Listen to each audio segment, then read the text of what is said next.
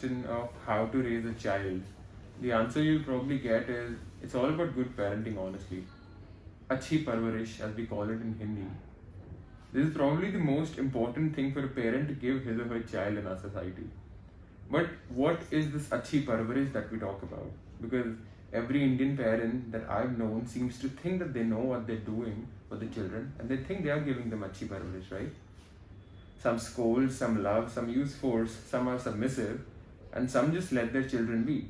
And all of this led me to question, what is achhi parvarish actually? Of course, there's no conclusive single answer to the do's and don'ts of parenting. It's such a complex thing in itself. Because every child is different. But I'll tell you this, the question is much more complicated than you and I think. Parenting involves a multitude of components, from how you speak to your spouse or whether you feel that others should finish the food on their plates. But the most important component of parenting, which I want to address today, is a parent's ability to say no to a child. I came across many patients from all forms of life at Bhartiya Neuropsychiatric Hospital, from the uneducated farmer to the MBA businessman. I saw all kinds of people come and seek treatment to figure out their lives and to figure out their own selves. And seldom was it the case that they came alone. In the time I've been here, about 90% of all those who came were accompanied by their parents or their families. From the 8 cases of addiction I've been observing personally from the last 2 weeks, I have seen and heard 3 patients complain about something which many of us would really consider to be a blessing in an ideal parent. The complaint was that the parents always said yes to the child's wants. These patients complained that our families were always supportive and always said yes. When I first heard this, I was confused because I've always heard that the modern loving parent should always listen to their children, and loving them is very important. And loving involves being supportive and saying yes more, right? Then why was supportiveness and giving positive responses a complaint from these patients? These patients not only complained about their parents always saying yes, but they also blamed their own personal conditions and lack of motivation to heal, get better and back on their feet, and to make something of themselves on this overly supportive and positive attitude of the parents, which confused me even more. They said our parents have always protected us, always said yes. To my surprise, they were right about it being a bad feature. While being supportive and being positive is a good quality, excess of everything is bad, right?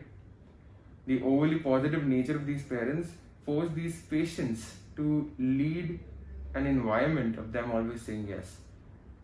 They always said yes to whatever unreasonable demand they presented. If the patient wanted to eat out, the parents said sure. If the patient wanted to stay out all night, then in his or her teen years, the parents said no problem. And when the patient wanted money to get drugs, there was simply no barriers in front of him or her. This eventually led to the patients feeling that they have no responsibility in their life. They were given money, they were given food, they were given a roof. They had no work to do. One of the drug addicts who had relapsed many times even said, and I quote him, "I never had any responsibility on my shoulders. I was always given whatever I need whenever I needed it. Then why would I want to work? Because I just don't feel I need to. I have no purpose in life, I have nothing to do. There's this void in my life because of this lack of responsibility, because of the overprotectiveness that I've always been given. And so drugs fill that void, drugs fill that emptiness." Such an extremely positive and supportive attitude is not always good, and it fosters an overprotective environment. This is something which I've only recently learned, and the consequences of the same are humongous. Still though, a lot of parents believe that the system works. They believe that this overprotective bubble that they create for the children, they need to do it to protect the children from the outside world. However, in lieu of these testimonials that I have seen at the hospital, I beg to differ. While I do believe that a supportive, positive and nurturing environment is very important, I also believe an excess of the same can cause problems for a child in the longer run.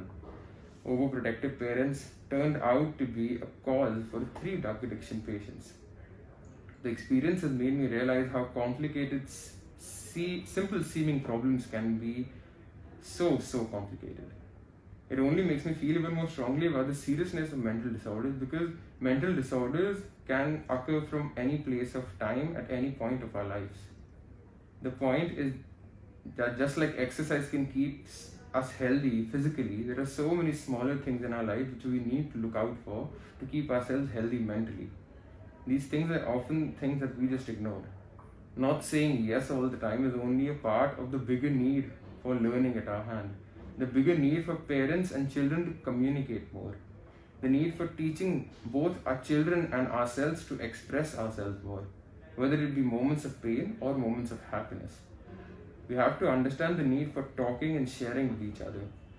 Thus, we need to encourage ourselves and our friends and our families not just to get out more and get more exercise, but also to be better people, better parents, and better humans by changing our attitudes towards each other and talking more.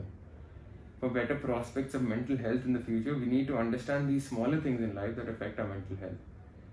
It's surprising and interesting at the same time how, when you try to understand various psychological disorders, you can trace back the causes of these disorders and these problems to the most bizarre and seemingly insignificant elements of human nature. This experience has made me feel the need to reevaluate how you, I, and we all need to raise our kids in the future and in the present. Beautiful. Kamala.